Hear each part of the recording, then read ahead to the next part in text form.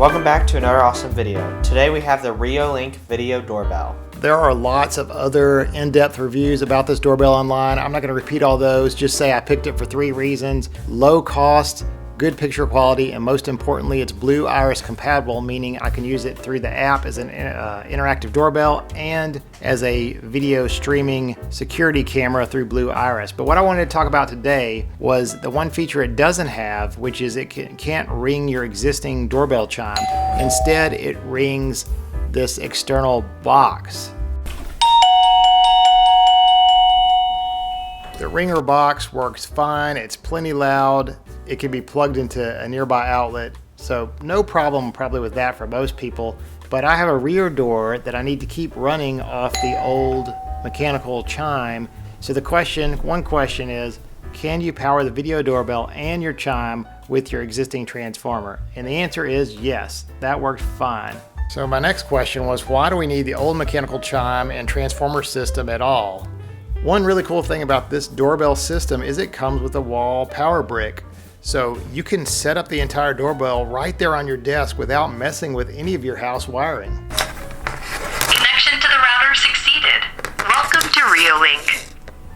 So you can get through all the software configuration and stuff and then just hook it up. So if you have a single doorbell, you can really strip out all the old equipment. I did this at my parents' house. I bought them a video doorbell, and I was able just to put 2 regular receptacles in the wall. That was pretty easy. However, back at my house, I had the rear door, which still just had a standard button. So I had to figure out some way to integrate that in with the new ringer. So at this point, I decided, let's void some warranties and break out the soldering iron. Getting into the chime is pretty easy, and it can be done by removing one screw. It does look to be decently complicated. You know, there's chips in here. On the back of this, there's TX and RX, which seems like it's the kind of serial port. So without getting too involved, what I want to do is just add a button to ring this locally and just have it keep working with the front door, and the back door will just press a button. And so there's already 3 buttons over here. You've got pairing and tone, and then volume. And I think the volume button will make it work, and that's going to be the best thing. Verified with a continuity tester. One side of that button is ground. So what I'm going to do is I'm going to just use a little connector, solder it in there and run it out the side, and so then it'll work normally with receiving radio signals from the front door, and the back door will be like somebody just pressing that button. So let's give that a try.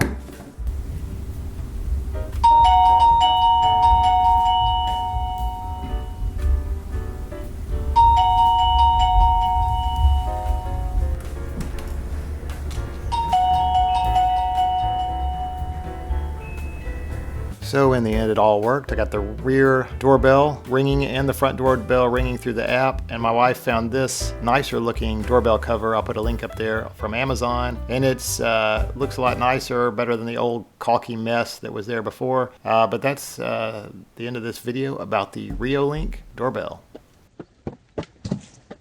Stop, Porch Pirates!